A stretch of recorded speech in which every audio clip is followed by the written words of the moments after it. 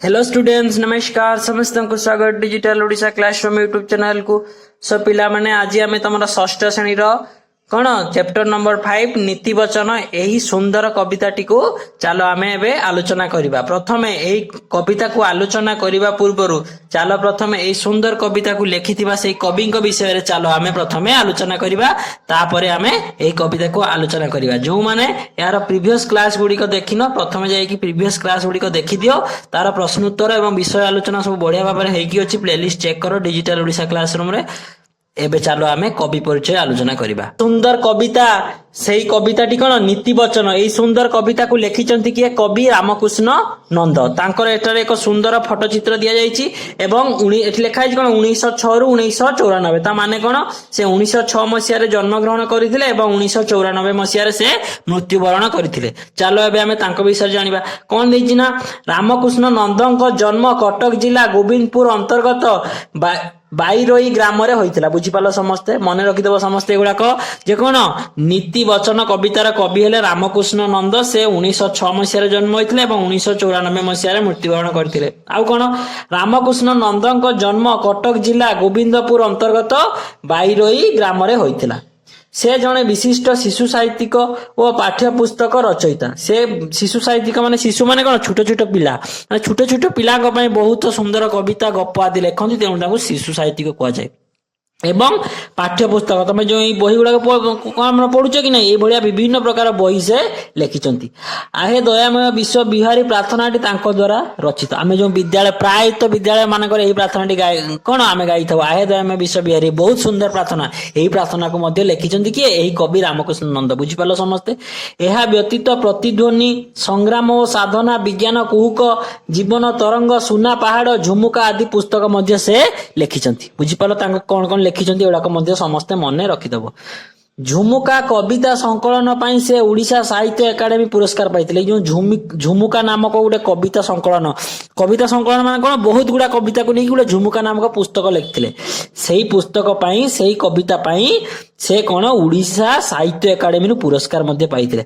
आज जो आमे जो विषयटी पढिबा कोन नीति वचन, एइडा कोन ई झुमुका जो झुमुका रे कोन बहुत गुडा कोन लेखा आइथिला कविता, ता मध्ये एक छोट अंश कोन नीति वचन। से विषय रे चालो एबे आमे आलोचना करिबा। नीति वचन कोन हला, जो माने मो वीडियो रेगुलर देखंती से माने जानि सारथिबा हमर स्टेप 1 कोन। आमे विषय पढिबा पूर्व प्रथमे कोन करिबा, एई जो संपूर्ण कविता रे जहा भी नूतन शब्द अछि प्रथमे आमे ताको आलोचना करिबा एवं तमे समस्त वीडियो को स्टॉप करके से नूतन शब्द गुडी को लेखि नबो। तापर आमे कवितार अर्थबोध करिबा, देले हमको सब किछि बुझिबारे सहज हो। बुझि पालो समस्त। देखो ई नूतन शब्द गुडी को मोटे लिस्ट कर देछि। कविता मध्ये रे जहा भी नूतन शब्द थिला, तमे जदी आउ कोनोसी शब्दर अर्थ जानि पारना मते ई वीडियो रे कमेंट सेक्शन ले लेखि जणैबा, मु समस्त को रिप्लाई देबी। बुझि पालो समस्त। वर्तमान समस्त वीडियो स्टॉप करके ए गुडी को निज निज खाता रे साहित्य खाता रे लेखिने। बुझिला।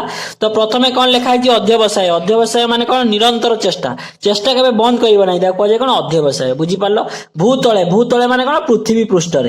तापरे गिरी पाषाण। गिरी माने कोन पहाड़, पाषाण माने पत्थर। माने कोन गिरी पाषाण माने कोन हला पहाड़र शक्त पत्थर। बुझि पारछो। तापरे कोन अछि रुधिर। रुधिर माने कोन हो रक्त। बुझि पारछो ना नै समस्ते। तापरे कोन अछि देखो मरम लेस। मरम होची लेस माने कोन प्रकृत सार कथा। बुझि पारछो। कमल। कमल का को जाय पद्म फूल। माने पद्म फूल रे एक प्रतिशब्द कोन कमल। से बळी कोन भेक। भेक माने कोन बेंग। बुझि पारछो। जातना। जातना माने कोन कष्ट बा दुख। अंकुश बाड़ी कोन हाथी पोसाळी रो बाड़ी। देखिथिबो जते जने हाथी पुसी थाए, देखछ कि नहीं, से देखिबो सब हाथी को आयत्त करिया पई हाथ रे गुटे बाड़ी धरता, ताको कहे अंकुश बाड़ी।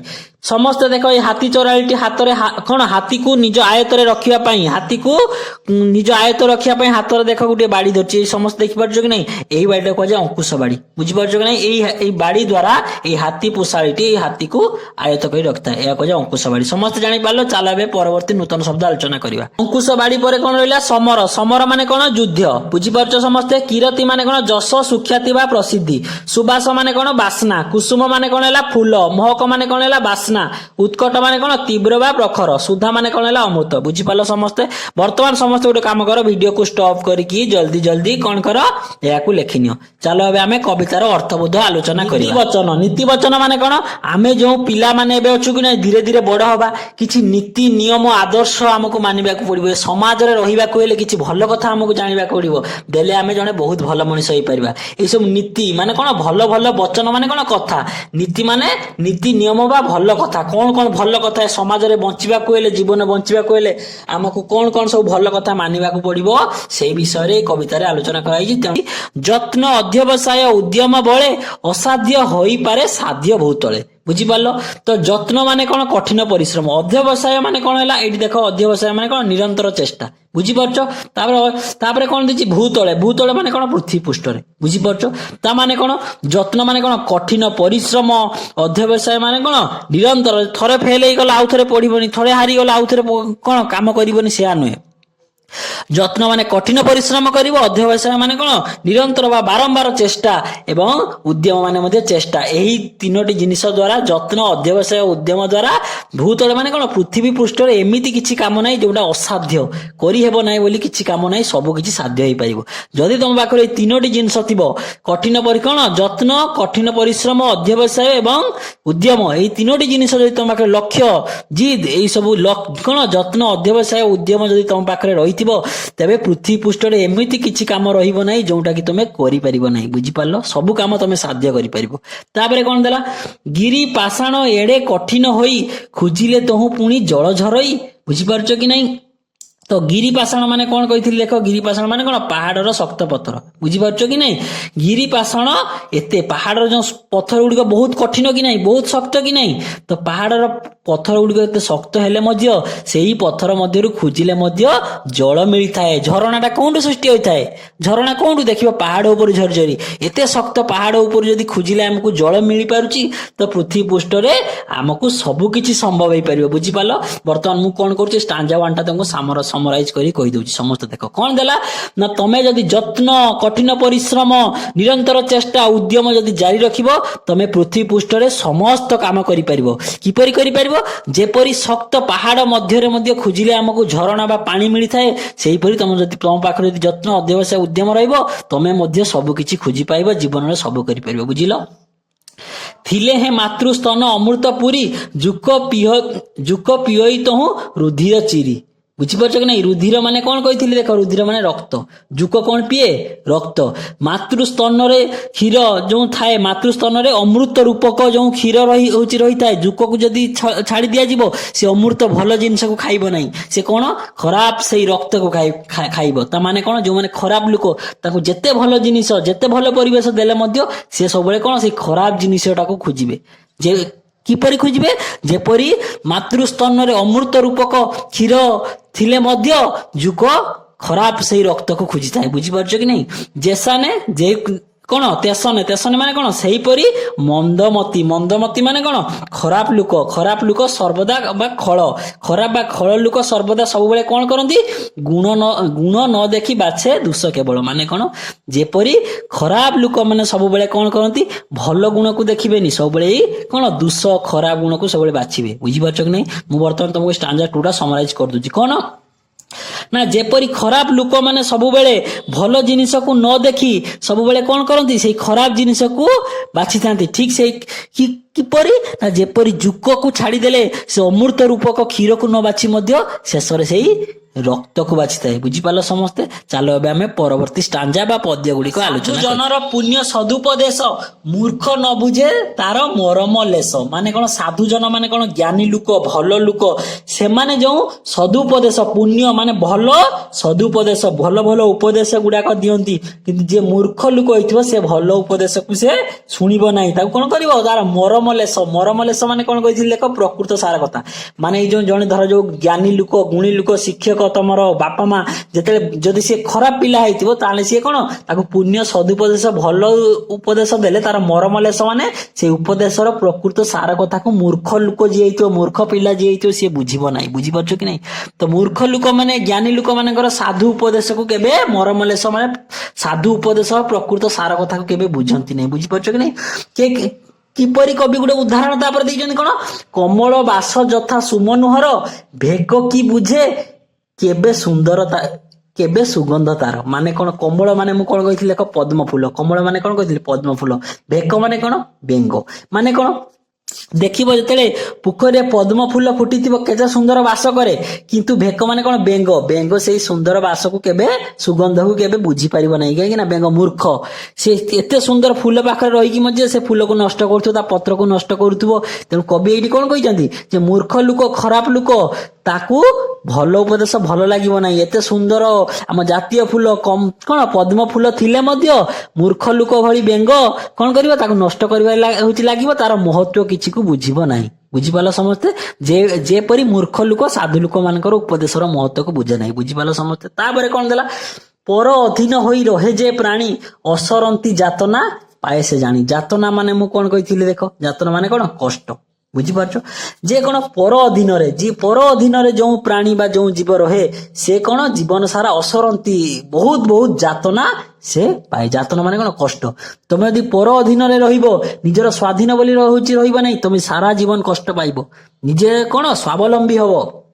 ଗୋଟେ ପାଠ ଦିଆଗଲା, ଆମେ ମୁଁ କିପରି ନିଜେ କରିବି, କାହାର ଡିପେଣ୍ଡ ହେବିନି, କିଏ କରୁଛି ତା ଖାତାରୁ ଦେଖିକି ଲେଖିବାର ନାହିଁ, ମୁଁ ବୁଝିପାରୁନି ମୁଁ ସାରଙ୍କୁ ପଚାରିବି, କିନ୍ତୁ ନିଜେ କରିବି, କୋଉଠି କପି କରିବି ନାହିଁ, କିଛି କରିବି ନାହିଁ। ବୁଝିପାରିଲ ସମସ୍ତେ। ତ କଣ ଏଠି କଣ କହୁଛି, କଣ କବି କହିଛନ୍ତି ନା ପରର ଅଧୀନରେ ଆମେ କେବେ ରହିବା ନାହିଁ, ସବୁବେଳେ ଚେଷ୍ଟା କରିବା ଆମ ନିଜ କାମ ଆମେ କିପରି ନିଜେ କରିବା। ଯଦି ଆମେ ନିଜ କାମ ନିଜେ ନ କରିବା, ପର ଅଧୀନରେ ରହିବା, ତାହେଲେ ଅସରନ୍ତି ବହୁତ ଗୁଡା ଯାତନା କଷ୍ଟ ଆମେ ପାଇବା। ହାତୀ ପରାଏ ଜନ୍ତୁ ବନ୍ଧନେ ପଡି ଜୀବନେ ଡରୁଥାଏ ଅଙ୍କୁଶ ବାଡି। ଅଙ୍କୁଶ ବାଡି କହିଥିଲେ ଏଇ ଯୋଉ ଚିତ୍ରଟା, ହାତୀ ଯିଏ ପୁଷିଥାଏ ସେ ବାଡି ଦ୍ଵାରା, ହାତୀ ମାନେ ହାତୀର ବଳ କେତେ, ବହୁତ, ମଣିଷ ତୁଳନାରେ 100 ଗୁଣା ବଳ କାହା ପାଖରେ ଅଛି, ହାତୀ। କିନ୍ତୁ ସେ ହାତୀ କଣ ପରର ଅଧୀନରେ ଅଛି ବୋଲି ସାମାନ୍ୟ ବାଡିକୁ ଦେଖିକି ଡରିକି ତାକୁ କଣ ବାନ୍ଧିକି ଯୋଉ ସେ ପିଲା ବେଳୁ ରଖିଥାଏ, ତା ମଧ୍ୟରେ ସେଇ କନଫିଡେନ୍ସ ଟା ନଥାଏ କି ସେ ସେଇ ବାଡିକୁ ଡରିକି ସାରା ଜୀବନ ୟାର ଗୁଲାମ ରହିକି ବିଭିନ୍ନ ପ୍ରକାର କଷ୍ଟ ସହିଥାଏ ହାତୀ। ବୁଝିପାରୁଛ କି ନାଇଁ।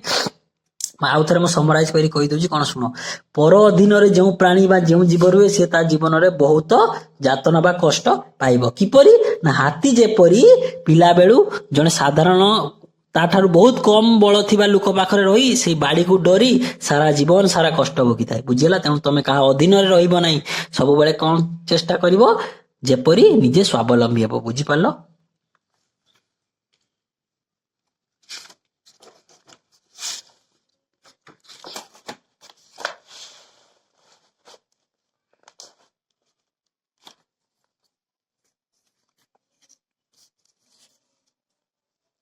ଦେଶ ଜିଣିଲେ ରାଜା ଲଭଇ ଖ୍ୟାତି ବୀର ସମର ଜିଣି ରଖେ କିରତି। ସମର ମାନେ ମୁଁ କଣ କହିଥିଲି ମନେ ପକାଅ, ସମର ମାନେ କଣ କହିଥିଲି ମୁଁ, ସମର ମାନେ ହେଲା ଯୁଦ୍ଧ। ବୁଝିପାରୁଛ କି ନାଇଁ। କିରତି ମାନେ ଯଶ ବା ସୁଖ୍ୟାତି। ତ କଣ ହେଲା ନା ଯେମିତି ରାଜା ଯେତେବେଳେ ଗୋଟେ ଦେଶ ଜିତନ୍ତି ତାଙ୍କୁ ବହୁତ ଖ୍ୟାତି ସୁଖ୍ୟାତି ମିଳିଥାଏ, ଠିକ ସେଇପରି କଣ ବୀର, ଯିଏ ବୀର ଲୋକ, ସମର ମାନେ କଣ କହିଲି ଯୁଦ୍ଧ, ଯୁଦ୍ଧ ଯେତେବେଳେ ଜିତେ ସେ ମଧ୍ୟ ତା ପାଖରେ କୀର୍ତ୍ତି ମିଳେ। ତେଣୁ ତୁମେ ଯଦି ପାଠ ପଢିକି ଗୋଟେ ନାମ କରିବ, ବହୁତ ବଡ ଆମ ଦେଶ ପାଇଁ କାମ କରିବ, ବୈଜ୍ଞାନିକ ହେଇକି ବହୁତ ବଡ ବଡ କାମ କରିବ, ତାହେଲେ ତମର ମଧ୍ୟ ଖ୍ୟାତି ରହିବ। ଯେପରି ରାଜା କଣ, ରାଜା ଯେପରି ରାଜ୍ୟ ଜିତିଲେ ତାଙ୍କ ପାଖରେ ଖ୍ୟାତି ରହେ, ବୀର ଯେପରି ଯୁଦ୍ଧ ଜିତିଲେ ତାର ଖ୍ୟାତି ବଢେ, ଠିକ ସେପରି ତମେ ଯଦି ଆମ ଦେଶ ପାଇଁ ଆମ ଜାତି ପାଇଁ କାମ କରିବ, ବଡ ବଡ କାମ କରିବ, ଭଲ ଭଲ କାମ କରିବ, ତମର ମଧ୍ୟ ସେଇପରି ଖ୍ୟାତି ରହିବ। ବୁଝିପାରିଲ ସମସ୍ତେ।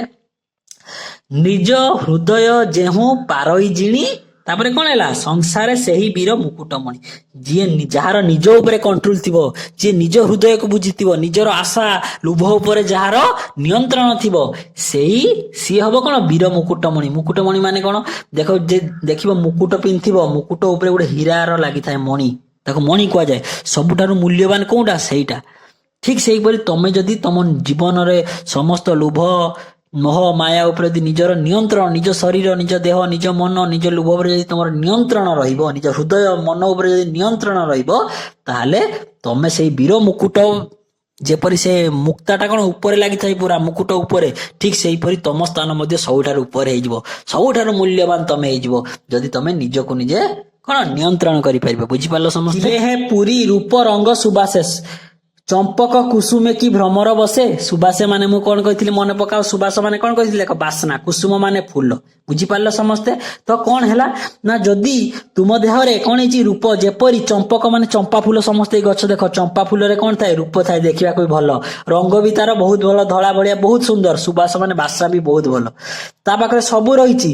କିନ୍ତୁ ଚମ୍ପକ କୁସୁମେ କି ଭ୍ରମର ବସେ, ତଥାପି ଏତେ ସୁନ୍ଦର ଫୁଲ ହେଇକି ଦେଖିବାକୁ ଭଲ, ରୂପ ଭଲ, ବାସ୍ନା ଭଲ, ତାପରେ ବି କୁସୁମେ ମାନେ କଣ ଫୁଲ, ସେଇ ଚମ୍ପା ଫୁଲ ଉପରେ କେବେ ବି ଭଁର ବା ଭ୍ରମର ବସେ ନାହିଁ। କାହିଁକି ବସେ ନାହିଁ? ମହକ ଯେଣୁ ତାର ଉତ୍କଟ ଅତି, ଭ୍ରମେ ଭ୍ରମର ଦିନେ ନ ଯାଏ କତି। ମାନେ କଣ ମହକ ମାନେ ବି କଣ କହିଥିଲି, ମହକ ମାନେ ବି କଣ ବାସ୍ନା, ସୁବାସ ମାନେ ବି ଦେଖ ବାସ୍ନା, ମହକ ମାନେ ବି ବାସ୍ନା, ଉତ୍କଟ ମାନେ ତୀବ୍ର। ତା ବାସ୍ନାଟା, ଚମ୍ପା ଫୁଲର ବାସ୍ନାଟା ଏତେ ତୀବ୍ର ଯେ କୌଣସି କିଏ ଭ୍ରମର ତା ପାଖକୁ, ଏତେ ଉତ୍କଟ ବାସ୍ନା, ଏତେ ଜୋର ବାସ୍ନା ବା ଏତେ ତୀବ୍ର ବାସ୍ନା ଯେ ତା ପାଖକୁ କେବେ ଭଁର ଯାଏ ନାହିଁ। ତା ପାଖରେ କଣ ରୂପ ଅଛି, ଗୁଣ ଅଛି, ବାସ୍ନା ଅଛି, କିନ୍ତୁ ସେ ବାସ୍ନାଟା ଏତେ ଖରାପ, ସବୁ ଭଲ ଅଛି କିନ୍ତୁ ବାସ୍ନାଟା ଟିକେ ଖରାପ ବୋଲି, ମାନେ ବହୁତ ଜୋର ବାସ୍ନା ବୋଲି କେବେ ବି ତା ପାଖକୁ ଭ୍ରମର କଣ ମାନେ କଣ ଭଁର କେବେ ବି ତା କତି ମାନେ ତା ପାଖକୁ ଯାଏ ନାହିଁ। ବୁଝିପାରିଲ? କି କାହିଁକି ଯାଏନି? କୋଟି ଗୁଣ ମଧ୍ୟ ଗୋଟିଏ ଦୋଷ। ତମ ପାଖରେ ଯଦି ବହୁତ ଭଲ ଗୁଣ ଥିବ, ତମେ ବହୁତ ଭଲ ପାଠ ପଢୁଛ, ବହୁତ ଭଲ ପିଲା, କିନ୍ତୁ ତମେ ଦେଖିଲାକୁ କଣ ଦିନେ ଚୁରି କରିକି ଧରା ପଡିଲ, ତମ ମା ଇଜ୍ଜତ ସବୁ ପଳେଇଯିବ। ହଁ କି ନାଇଁ? ସୁଧା କଳସେ ବିଷ ବିନ୍ଦୁ ସଦୃଶ। ସୁଧା ମାନେ ମୁଁ କଣ କହିଥିଲି ଅମୃତ। ଯେପରି ଅମୃତ ହାଣ୍ଡିରେ ବହୁତ ଗୁଡା ଅମୃତ ଥିବ, ସେଥିରେ ଯଦି ଗୋଟିଏ ଟୋପା ବିଷ ପଡିଯିବ ସେ ଅମୃତର କିଛି ମୂଲ୍ୟ ରହିବ ନାହିଁ। ଠିକ ସେଇପରି ତୁମ ଚରିତ୍ର ଭଲ ହେଇଥିବ, ତମେ ଦିନେ ଚୁରି କରିକି ଧରା ପଡିଲ, ତୁମେ ଦିନେ କୌଣସି ଖରାପ କାମ କରି ଧରା ପଡିଲ, ତୁମେ ପ୍ରିଭିୟସଲି ତୁମ ଚରିତ୍ର ଭଲ ହେଇଥାଉ ଯାହା ହେଇଥାଉ, ତମର ସାରା ଜୀବନ ତମ ମା ଇଜ୍ଜତ ପଳେଇବ। ମାନେ ବୁଝିପାରୁଛ? ଯେପରି ଏତେ ଅମୃତ ଥାଇକି ବି ଗୋଟିଏ ବିଷ ତାକୁ ଖରାପ କରିଦିଏ, ତମ ଜୀବନରେ ଥିବା ଗୋଟିଏ ଖରାପ ଅଭ୍ୟାସ, ଖରାପ କାମ, ତମ ସାରା ଜୀବନର ତପସ୍ୟାକୁ ସିଏ କଣ କରିବ? ନଷ୍ଟ କରିଦବ। ବୁଝିପାରିଲ? ବହୁତ ବହୁତ ସୁନ୍ଦର ଉପଦେଶ ଏଇ ରାମକୃଷ୍ଣ ନନ୍ଦଙ୍କ ଦ୍ଵାରା ଆମକୁ ଦିଆଗଲା। କଣ ଏଇ ନୀତି ବଚନ ହଉଛି କଣ ନୀତି ବଚନ କବିତା ମାଧ୍ୟମରେ। ଆଶା କରିବି ସମସ୍ତେ ଏହାକୁ କଣ ନିଜ ନିଜ ଜୀବନରେ ଏହାକୁ ଆପ୍ଲାଏ କରିବ। ବୁଝିପାରିଲ ସମସ୍ତେ? ଏଇଠି ତମର ବିଷୟଟି କମ୍ପ୍ଲିଟ ହେଲା। ଭିଡିଓଟି ଯଦି ଭଲ ଲାଗିଥିବ ସମସ୍ତେ କଣ କରିବ? ଭିଡିଓକୁ ଲାଇକ୍ କରିବ ଏବଂ କେତେବେଳେ କୋଉ କ୍ଲାସ ଅପଲୋଡ ହଉଛି ଯଦି ଜାଣିବାକୁ ଚାହୁଁଛ ସମସ୍ତେ ଚ୍ୟାନେଲକୁ ଜଲ୍ଦି ଜଲ୍ଦି କଣ କର? ସବସ୍କ୍ରାଇବ କରିଦିଅ। ବୁଝିପାରିଲ ସମସ୍ତେ? ଏବଂ ଯୋଉମାନେ ପ୍ରିଭିୟସ କ୍ଲାସ ଗୁଡିକ ଦେଖିନ, ଜଲ୍ଦି ଜଲ୍ଦି ଯାଇକି ଦେଖିଦିଅ। ସମସ୍ତେ ଗୋଟିଏ କାମ କରିବ, ଡିଜିଟାଲ ଓଡିଶା କ୍ଲାସରୁମ ୟୁଟ୍ୟୁବ ଚ୍ୟାନେଲକୁ ଭିଜିଟ କରିବ। ଭିଜିଟ କଲା ପରେ ଦେଖିବ ଥିବ ଭିଡିଓ ପ୍ଲେଲିଷ୍ଟ, ତାପରେ ଥିବ ପୋଷ୍ଟ। ପୋଷ୍ଟ ସେକ୍ସନ କୁ ଗଲେ କଣ ହବ? ତା ତଳେ ଡେଲି ତମ ପାଇଁ ବଢିଆ ବଢିଆ ସବୁ ପ୍ରଶ୍ନ ଦିଆଯାଉଛି 4ଟା ଅପସନ ସହିତ।